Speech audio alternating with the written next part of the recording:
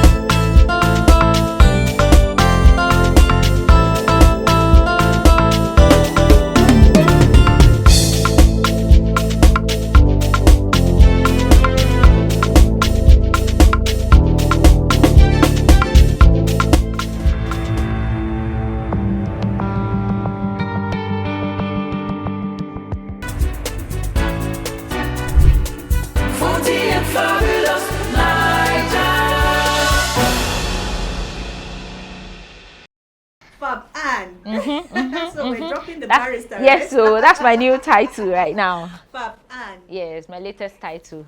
It's a pleasure meeting you Thank again. you. And how has it been? How has the journey been so far? In the house. No access to your phone. So how has it been? What's the experience like? I never struggle coming in here because I'm so much of an indoor person. I remember that whenever I travel to Kogi, like when I go to visit my mom and my dad, I could be in the house for a month. Wow. Yes, and even the gate man would not see me. Like, well, if I'll be upstairs, even the gate man would not. So the day he sees me, he's like, Auntie, you're still around. I thought you have gone long ago. I'm just that kind of person. I'm okay. I'm comfortable with just moving from the sitting room to the kitchen, from kitchen to my room, from room to probably the balcony, and I'm just good. So I'm used to it actually. So how have you been able to cope and manage with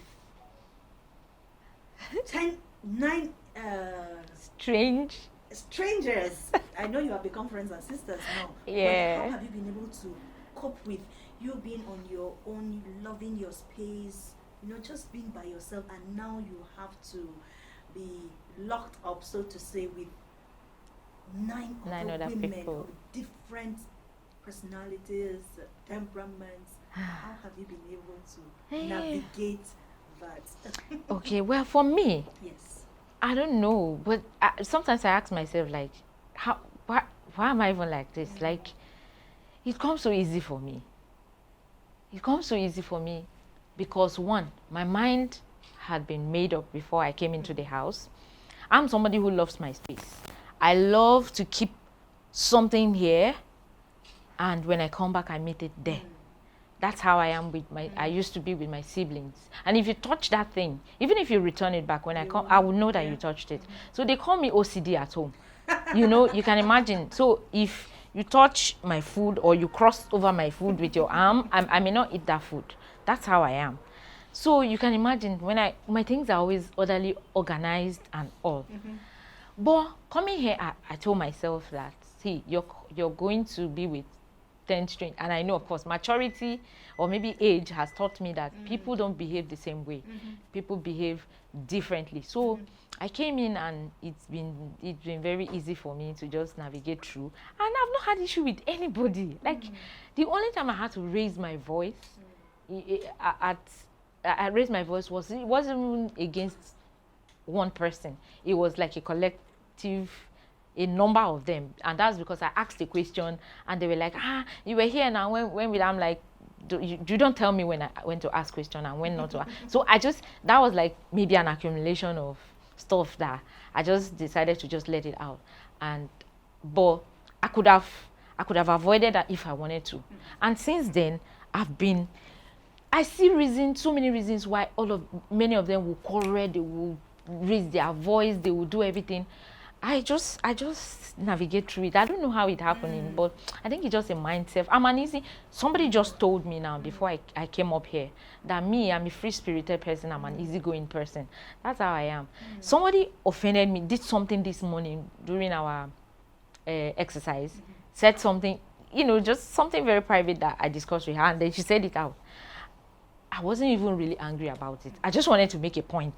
I told her, hey, so you know we're on camera and you're trying to say this, and then I used that as an excuse to just escape from the exercise. I wasn't angry.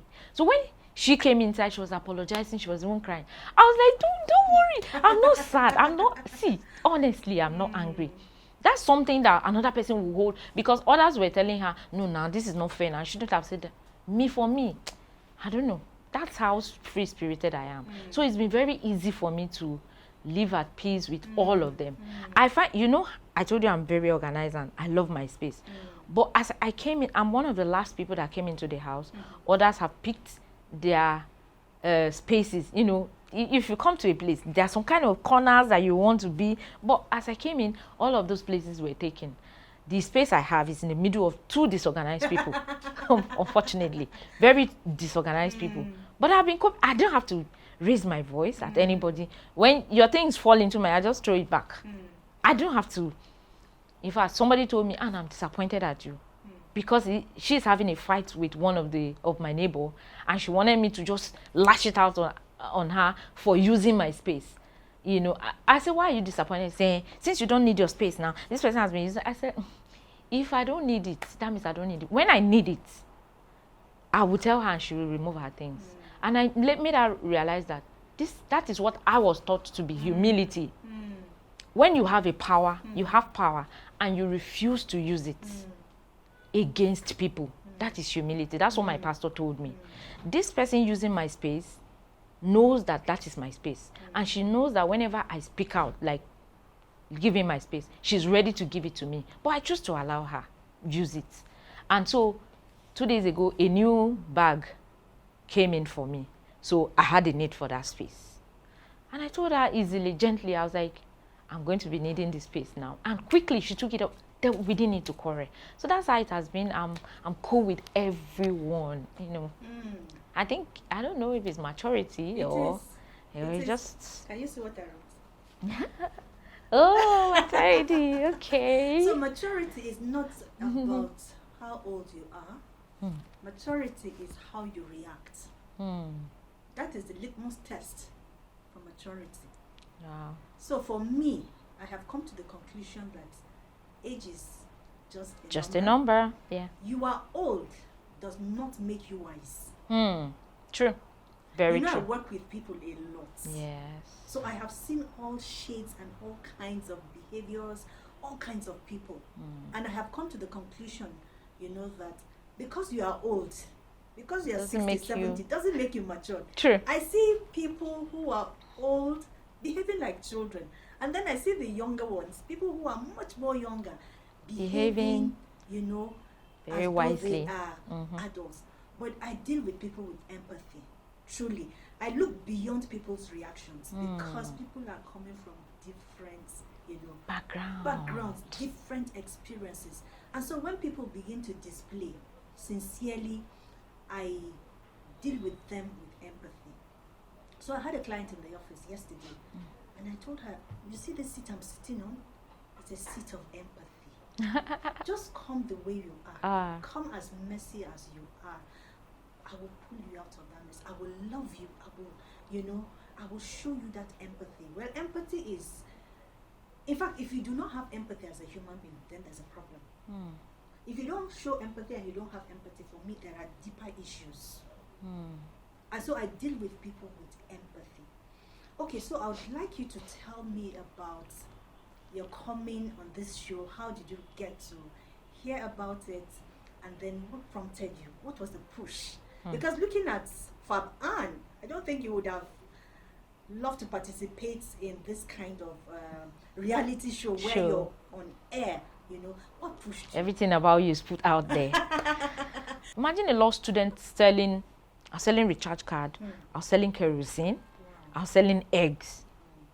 And I would still not miss my lectures. I would still not miss my library time. Because of my relationship with those in my room, they will be my sales person while I'm there doing other things. So I've always been like that. So coming to Abuja, I don't know, I just felt like I got lost. Coming out of school, I got lost.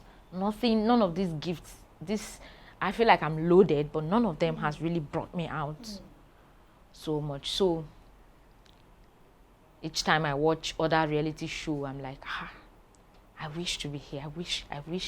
I really want to be here. So the whole world, I know that I'm a pretty woman. I'm 45. Can you imagine? And when I look at myself in the mirror, I'm like, are you sure that's your age? I'm a pretty woman. So sometimes I'm like, wasted beauty.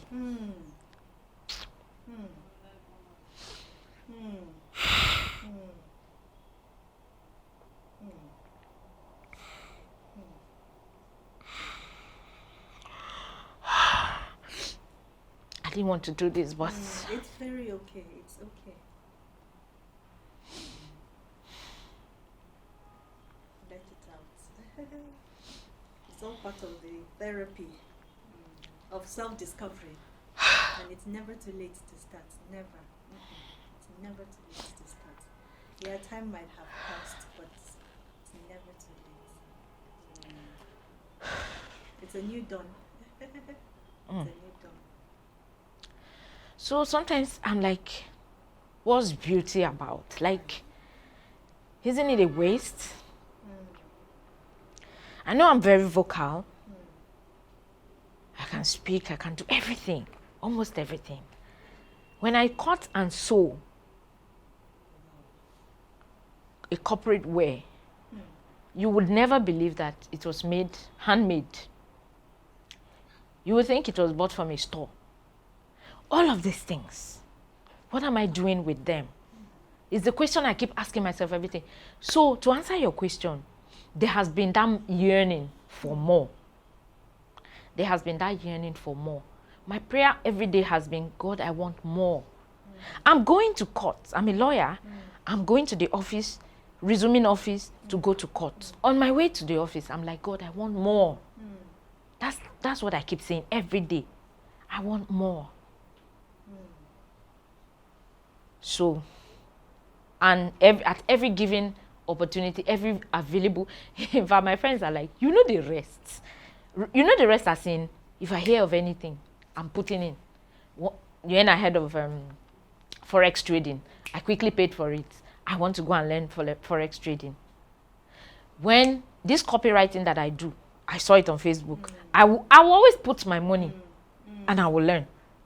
I heard of freelancing. There's a course for it. I learned it. I've been doing all of that, waiting for an opportunity. And voila, this showed up.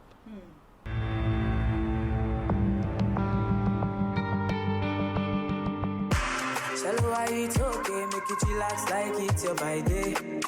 Anything you want to do it on. If you do, I'm no need to delay. You no need to stress yourself, eh? You got that world in your hand. Living like a baby girl for life. Make the people know.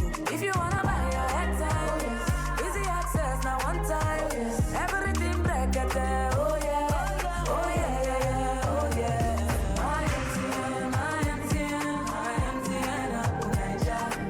Make you spice up your life with my MTN app, Naija. My MTN app, Naija. You fit upgrade your life with my MTN app, Naija. My MTN app, Naija. Anything you fit do with my MTN app, Naija. My MTN app, Naija.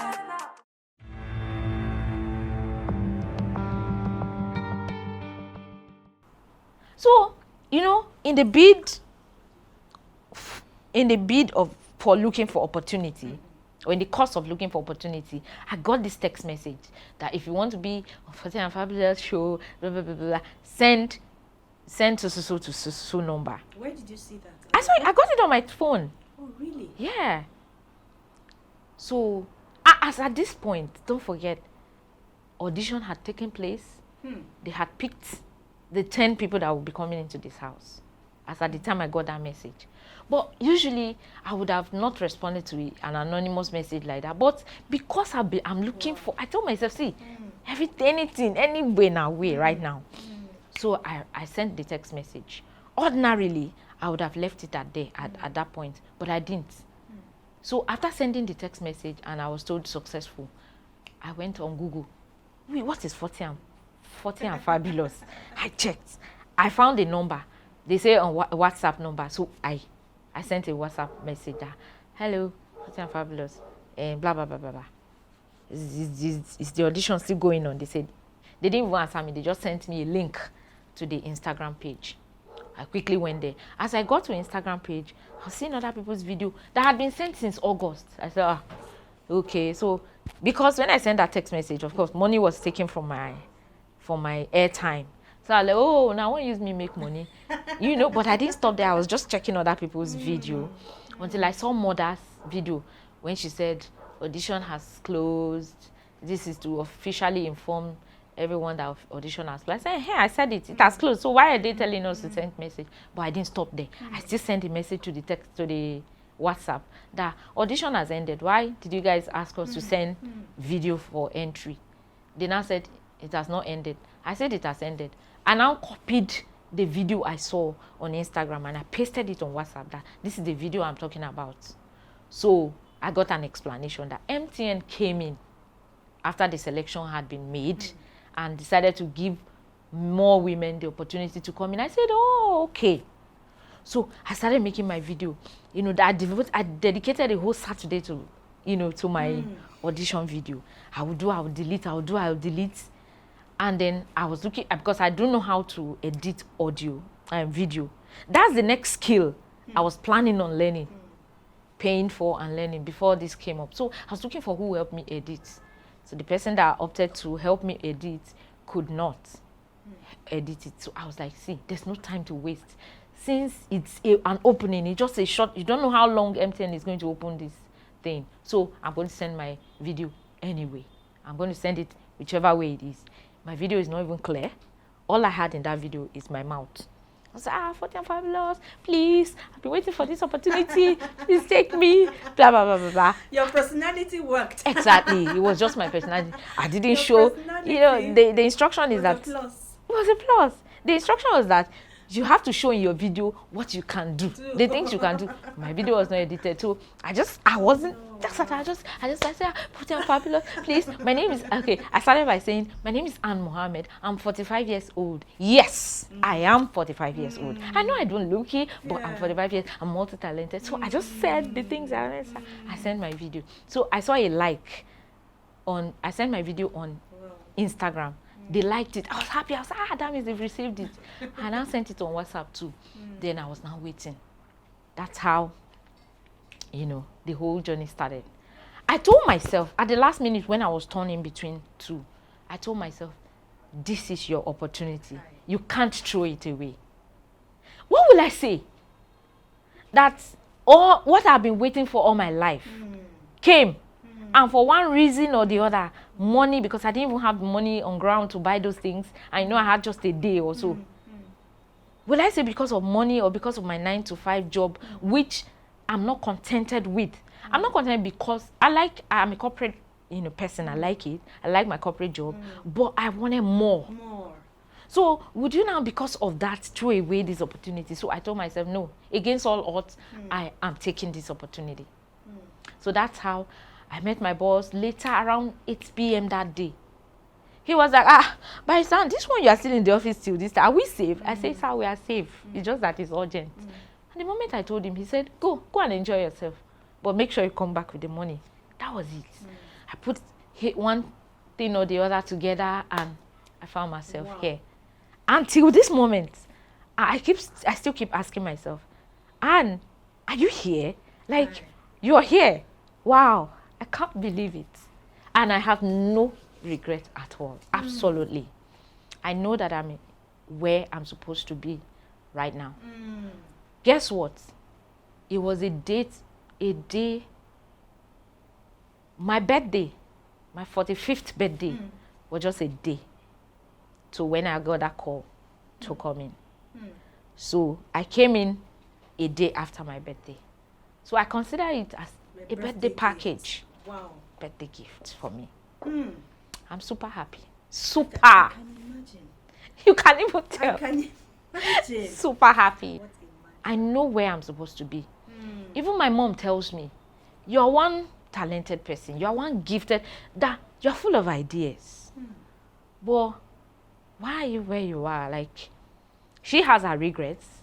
My mom sings today and you will be like, wow, who is that young lady that is singing? She has a regret that she didn't take some steps while she was younger and all of that. So it pains her that, you know, she watches TV and she's like, don't be people, children be this.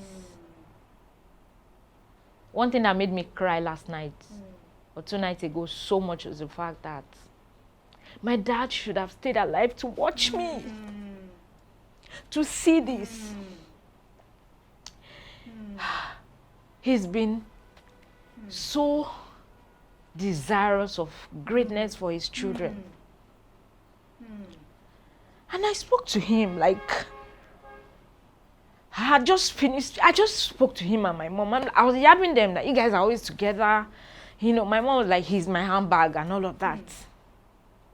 And the next 30 minutes, my mom called and was crying. We should pray. They say he's not breathing. Who is not breathing? Who is sick that is not breathing? So we just did his burial before I came into the house. It just happened. This year?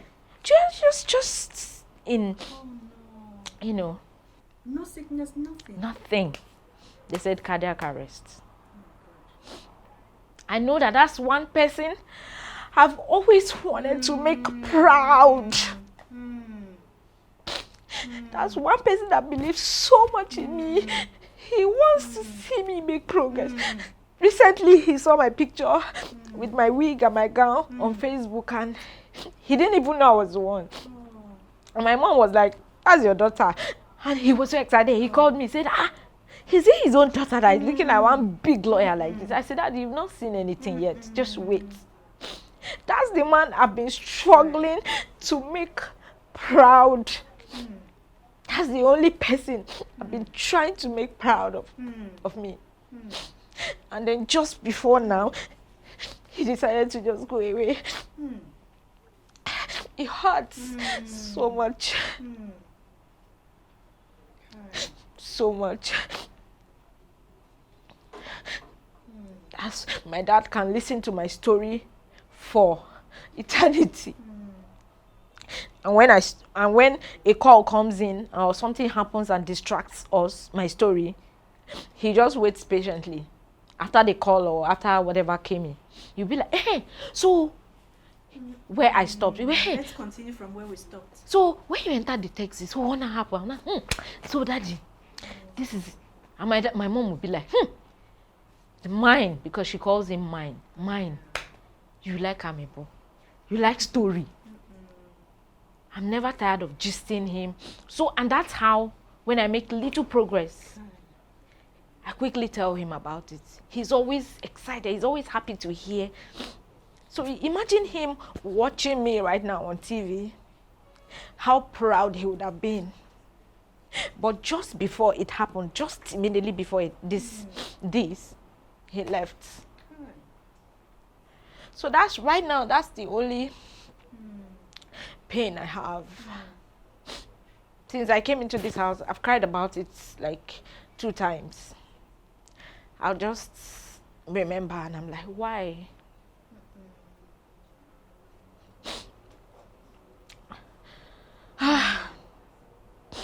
Your feelings are very valid. Your emotions are very valid, and I can imagine the relationship you've had with your father, with your parents, and how childhood was.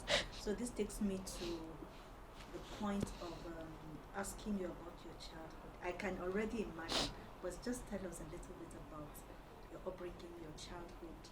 You have seen an amazing relationship, marital relationship with your parents, because we all attend our parents' University of Marriage. That's the first, perspective you have about marriage. And hearing from you, I think you have seen a beautiful relationship. Beautiful. As if I knew, as if my spirit was telling me, just a week before my dad died, I saw a picture of him and my mom. They were wearing Ankara. And if you see the pose, my dad was smiling so wide at my mom. I'm sure she was doing her drama, and he was looking at her with so much love and, excitement. So I don't know. I just woke up one morning because I'm a deep thinker. Especially when, the day I don't go to work and I'm at home. Oh, you can be sure, rest assured. I will think about 1,000,001 thing. I think for everybody in my family. Just don't mention a thing to me. Tell me about something you're planning to do, or something you have taken a step to do, or just tell me something. I will sit on my own and think for you, and I'll call you. Hey, so this is. I was thinking my sister-in-law would be like, I know you think for everybody. So I woke up that day. I just thought about my mom and my dad, how blissful their marriage has been. I remembered when I was about 9 years or so. I was very young. The first time ever I saw them exchange words. They had an argument. We were dressing up to go to school. They had an argument. And then in my naive mind, in my baby mind, I thought they will never talk to each other again. They are going to keep malice forever. We came back from school and I saw these people talking. They were just normal. I could not ask anybody question that, should be the quarrel. Why didn't they keep malice? I couldn't ask anybody, but that, until I grew up, I never saw them arguing. Except they play argument that, okay, one day my mom is like, I was sick at night. I was, you couldn't even say sorry to me. Don't ever talk to me again. And my dad would be like, Jesus, that she was saying sorry. And then all of us would be like, Daddy, you two, you do this. Just play. So that day I saw that picture of theirs. I posted on my status and I wrote something very long. That I've never seen this kind of marriage, these two people, this. I said a lot about them and people commented. In fact, it caused an argument between one guy that has a crush on me or likeness for me. I don't know what. He said, can I ever be like my mom in a relationship, in marriage? That why? So if I said, sure, why not? He said, so why am I not married? I said, because I've not found someone like my dad. So, the argument got heated. So that was just a week before my dad passed. So people were asking me, did you know your dad was going to pass? How come you're celebrating his marriage? And I said, I don't know. My spirit just picked it or something. So going back to your question, I grew up in a very beautiful home, blissful marriage, and that formed my desire to have a home, to have a blissful marriage too. I'm not one of those girls or ladies that say, I don't want to marry, I don't want marriage. Unfortunately, it hasn't come to me yet. But till now, when I tell people, they'll be like, I think you don't want to get married. No. I grew up knowing what marriage is, how beautiful it is. If my mom travels, my dad is a very quiet person. He loves to listen. And he loves to see us play around and blah, blah, blah. So, but when my mom travels, you would think the man is sick. You would think he's sick until she comes back. And the same way with my mom too. So that shaped my belief about marriage. That marriage, if you're with the person you're compatible with, you meet your match, it can be the most interesting thing ever.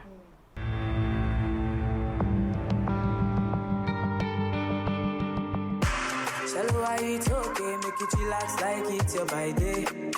Anything you want to do it on. If you do, I'm no need to delay. You no need to stress yourself, You got that world in your hand. Living like a baby girl for life. Make the people know. If you wanna buy your head time, easy access now one time. Everything break it there. Oh yeah, oh yeah, yeah, yeah, oh yeah. My MTN, make you spice up your life with my MTN, Naija. My MTN,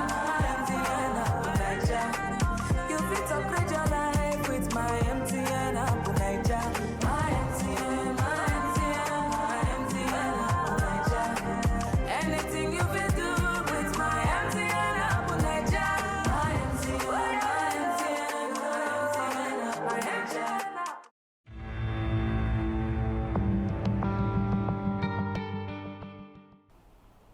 Except my birthdays that come every year and people are like, happy birthday, happy birthday. But for But since I was called to bar, and people said congratulations to me, no other thing has come to me that warranted a congratulations.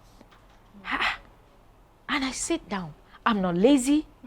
I am very innovative. And I'm like, why? Until this happened. The amount of congratulations I got before coming into this house, I knew that, yeah, that is it. This is it. And what is this saying to you, this experience? To me. He comes late, but he comes big. What is this saying to you? What that is saying to me, right, is that they would always come. I shouldn't give up. Yeah. As long as I keep pressing, it may not come when I want it, but it always comes. Like my marriage. I know for sure. Because I want it, because I want a husband, I want children, they will come. They will come. And that's why I don't bother about it. Maybe that contributes to my look too, because I'm never... You're at peace. I'm at peace. So much at peace. If something happened and my landlord was worried for me. He thought I would lock myself in the house and I will cry and I will wail and I'll hurt myself. But, being a father that he is, he will pass by my window to know if I'm doing well. And then he hears me singing. And he's like, oh, she's fine. That was when my ex walked away. He thought, this guy was a good guy to me. He was everything I wanted. I had settled with him. My heart, my mind, my soul, my everything had settled with him. My family had settled. They were rest assured that she's in good hands. Because we had gone to see his family, we had gone to see my family. We were at that stage when we broke up. My landlord thought, okay, she's going to hurt herself. But me, I don't know where I got that from, but I'm a happy person. I went through it alone for 6 months. I didn't mention it to anybody. Except my landlord that witnessed it happen. My closest friend who lives in my estate, that was the way I helped myself. Every evening when I come back from work, instead of being at home and thinking about it, I would go visit her. Every damn evening. She never knew why I come around. I wouldn't say anything to her. I relate normal and everything. I handled it. 6 months passed before I mentioned it to my mom, mentioned it to my family, mentioned it to my friend. So at the time she was trying to just pamper me and, try to handle my emotions and all that, I had gone past it. I told her, babe, don't worry. I'm fine. I've overcome it. It happened 6 months ago. So I hate to throw pity party for myself. I hate it. As a child, growing up, I don't like being pitied. So, and that has taught me a lot of lessons. It has made me strong and everything. Even though, when I think about it, it hurts a lot because it was a 4-year relationship. 4 years, like I used to say, it's not 4 months. It's not 4 weeks. 4 years. And considering the fact that he was a good guy, till tomorrow I will always say it, we never had a fight. When you are with somebody that, you guys are compatible, you guys are sweet together, he would say that I never gave him issues. Yeah, but we still parted. Why did we part? Not because we had a fight, but because nothing was happening. After we went to see his parents and we went to see my parents, we came back and years were just passing. And when I summoned the courage to ask him, what's your plan? Because he told my people that we will be back in 3 months. We will discuss about it and we'll get back to them. 3 months passed, 1 year passed, 2 years passed. Nothing is happening. And when I asked him, what's happening? Nothing. So we can't keep staying together like that. So that's how we parted. But he was one person that I really had, figured my life out with, and I thought that was it. But God knows best. God knows best. All of the serious relationships that were supposed to lead to marriage, that did not lead to marriage, did not fizzle out because of any fights. For no reason. For a reason, maybe best known to them, but that they could not mention to me. They could not say, this is because you are too troublesome, because you're this, because you're that. Nothing of such. They would always say, okay, like the one that happened immediately I finished the university, we're dating because we were church people, my pastor was involved, everybody was happy for us. They were just happy for us. And then suddenly, he wasn't picking my calls anymore. I couldn't reach him anymore. So my pastor tried to step in, asking him what the problem is. And he said, Anne is a good girl, but you will not understand. That's the only explanation he had. And that was it. So all of the serious, very serious relationship I've ever had that would have led to marriage, they just go like that. Without a reason. So, but will I kill myself on top of that? No way. No way. I know that life holds a lot more for me, so it hurts. Yeah. But then I always move on, knowing that the one that is for me will come. I like your outlook to life. Thank and you, that ma'am. is one way you can deal with mental health issues. Always looking at the positive side of it, no matter what happens. Because if there's anything that brings people down, of course, when you're faced with challenges, is when your resilience level is crushed. It's low, yeah. When it's low. But when you are always mindful of where you are at the present, because when we talk about mental health issues, when you become depressed about a certain situation, usually you're living in regret. You are thinking of the past. Oh, if I knew this, I would have done this. If I had taken this step, if I had made this decision. And so it takes you to the place of depression. When you get anxious of the future in mental health, when you're afraid of what has not happened, it takes you to the place of anxiety. And so what do we tell people to do? Stay in the present. Being mindful of where you are part-time. That is one way you can handle challenges of life. Being present is called mindfulness. Being present. I love your outlook about life. You might even be doing it without really knowing the implication, but that is what it is. Thank you. And I know that you're with somewhere and you are going somewhere. There's something Thank about you that you have not discovered. Nobody knows. Like the Bible says, eyes have not seen. Seen, neither has ear heard. That is it. You may not be able to understand and explain a lot of things, but truly, your coming here alone speaks volumes. And that is just to say that eyes have truly not seen. Seen. It may not come at the time you're expecting it and the time everybody is expecting it. But when he comes big. He comes big. And I know he will come big for you. Amen. Amen. Okay, so Amen. talking about your family, let's talk about your relationship with your siblings and we begin to wrap up. Okay. Your relationship with your siblings. Okay, let me say this about myself. You know, I've been talking about my dad, my late dad, my mom, and all of that. Sorry, before I forget, after this, I would want you to tell me how your mom is coping. I Okay. know it's difficult, but she's coping. She's coping. She has to. She Yeah. has no choice. So, I was born into a family of 5 as the last born. Okay. I was going to connect it to most of the stories you told me about your childhood, because in counseling, Okay. we look at the position of the child. Okay. So without telling me you were the last child, I just knew you were the last child. Yeah. Okay. So, as the last child, boy, my father and my mother, they are late now.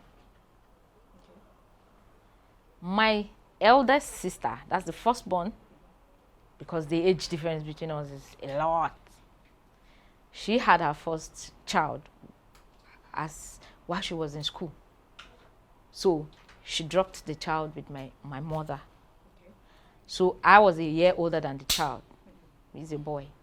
So the child sucked my mom's breast because I was still sucking. So we were like twin.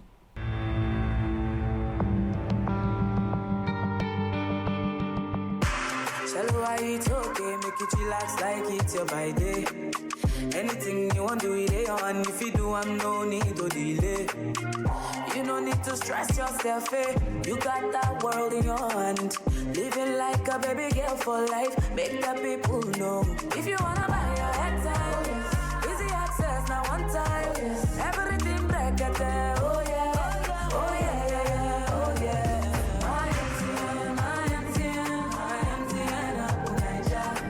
Make you spice up your life with my MTN Apple Niger. My MTN Apple Niger. You fit upgrade your life with my MTN Apple Niger. My MTN Apple Niger. Anything you fit do with my MTN Apple Niger. My MTN Apple Niger.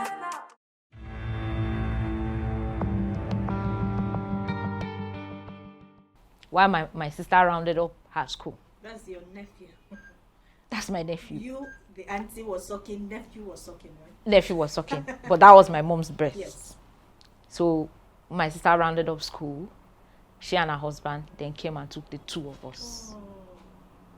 So I grew up with them as the eldest child in the house. Me and the boy grew up like twins. Yeah. We were always doing all the naughty things together and everything. Then we had other siblings behind. My late dad that I just told you everything about was actually my in-law. That's my sister's husband. Wow. But this thing I'm saying right now, Oh. nobody knows about it. Wow. Except we in the family. He was the best father to me. As in, he loved me so much. This is somebody I'm traveling to Kogi from Lokoja. From Abuja. And then when at a point he hears, where are you guys now? I'm in so place now. He'll come to the road, park his car and wait there. So me and my sister will come down, we're like, is that not daddy sitting under that this thing there? We will now laugh because my house was very free-spirited. We play a lot. We yab, we laugh and everything. And that's what keeps us together. So be like, is that not your father sitting there? What is he doing? We say, Daddy, what are you doing? I said, oh, you people have come. That he heard we were at so he decided to wait there to take us home. We're like, that's how loving he was. And my mom would be like, you will not kill yourself because of children. My dad came to Dunamis Church for a program with my mom. So it was an opportunity for me to see them. It was an all-night program. So I said, Daddy, I'll join you people at the all-night. Is that the church you attend? No, that's not my church. I attend Graceville Christian Center. It's at Wumba here. So I told Dad, I'll join you guys at the all-night so I could just spend some time with them. That was all. My daddy could not settle down again. Praises was going on. Everything was going on. He was at his feet doing like this. And my mom would be like, Mine, sit down now. She said, and this girl said she's coming. And my mom is like, she lives in Abuja. So that means she knows her way here. I say, but she will not know the gate. No, Dunamis has different entrance. She will not know where we are now. That's how he is. Until I enter, you will see him smile so broadly. Then he can now join in the service because I'm here now. What a father. What a father. That's why he pains me so much that I can imagine. he left the way he left. He invested so much love. So that's how it is with me and my siblings. We were not like that family where there's fight and quarrel all the time. It's just that they used to say I have OCD. Me being who I am, Yes. you would not sleep on my side of the bed. Perfectionist. like, especially when you're not putting on clothes, don't sit on my side of the bed. I'll be like, you're putting your bum bum on my bed. And so they already know. My siblings will just say, your wala is too much. You won't use my towel. You won't wear my slippers. And even if you wear it, you make sure you return it to where you picked it from. You know, so we understood each other and gave everybody. I wouldn't enter the kitchen. So whenever I decide and I enter, they'll be like, hey, rain will fall today. Oh. No, nobody gets angry that you will not cook, we'll be cooking for you. Not that I didn't know how to cook. So sometimes my dad will be like, it is my daughter that will cook so and so for me today. Will turn that semo for me today. And I'll do it. Be like, hey, I told you. She is well trained now and all of that. So that's the relationship I had with. So that leaves me with 2 sets of siblings. You understand? The original siblings who are older than me, and then these ones. So till today we have a very good connection and all. Now for my own biological sibling, the relationship I have with them is such that I'm the last born, but I'm a mother to them all. It happens. Yeah. So when I collect salary, I will think of everybody. My sister, that's my second. The one next to the one that brought me up will be like, you are the last one, but you are our mother. She will now pray for me. God will bless you. God will say, I will be the one to, and not just money. Right from when I was in school, advice, when they need advice over stuff, they call me. And whenever they have a fight, sibling fight, once I step in, that's the end of that fight. It doesn't mean that I'm a saint. Nobody is. I We're all work in progress. I can be very distant too, but I manage it a lot. Aware of yourself, and that is one big thing for me that I encourage women, especially, to become aware of themselves. When you become aware of yourself, so for some people, emotional intelligence comes easily because it could be their background, it could be their own upbringing, it could be their emotional experiences that has shaped, their lives to become emotionally intelligent, even though everybody has it.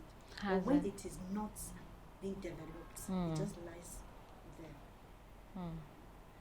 Emotional intelligence is actually life, is a life skill. It is life. If you must have a healthy, productive and healthy relationship with anybody, you must learn it. It comes through habitual practice. You have to learn it.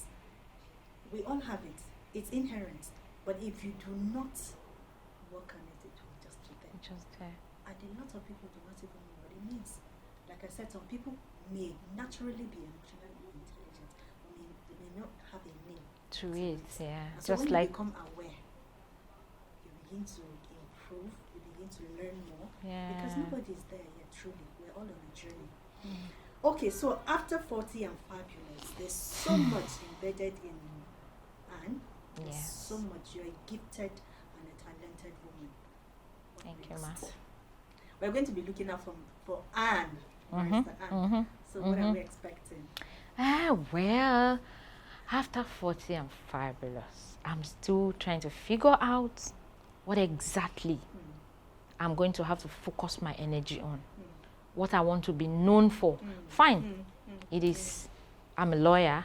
I'm a practicing lawyer, and I'm known for that. In fact, if you know me, you must know. But then, because of that yearning for more, I wouldn't rush into answering this question, because right now I'm still praying and I'm still trusting God for that idea on how to leverage on this platform, leverage on this opportunity such that I won't waste this opportunity. So I won't waste it. I keep asking, so if I waste this opportunity, what will I say? So I'm going to work hard to see how I will not waste this opportunity. Because this is actually a lifetime opportunity, yes. But at a point, like when I was doing my profile, I said, because I run an NGO, it's called Lamplight Foundation. We cater for the aged people. And I was saying, I noticed that about me, that I've always have soft spot for old people. If I enter a taxi and there's an old man there, if my seat is better than that old man's seat, I will give up my seat for you. I always find a way to help them. So when I started this foundation, it is to, in Nigeria, there's no organized old people's home. And there are a lot of people, old people that knows nobody, no help from anywhere. So my plan is to identify them in their homes because of their attachment to their homes as Africans. Because people, we notice from over time that when you take them out of their home, they die quickly. Yes. True. Because of their attachment to their home, my NGO intends to take care of them right in their home where they are. So that's one thing that I'm trying to see how I would, if I win or when I win the money.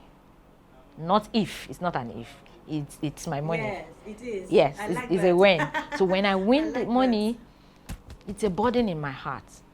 My NGO, we've carried out several outreaches, locating them.